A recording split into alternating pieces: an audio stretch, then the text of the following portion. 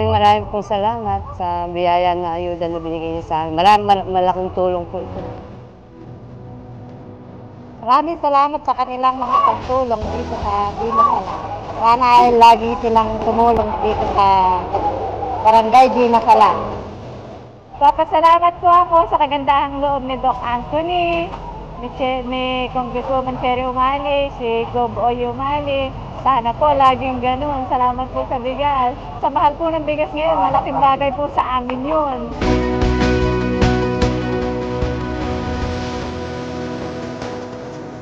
Gusto kami nagpapasalamat, lalo na po sa ating governor na si Governor Aurelio Magtas Umali sa binigyan niyang blessing sa mga residente ng Dinasalan. Maraming salamat po.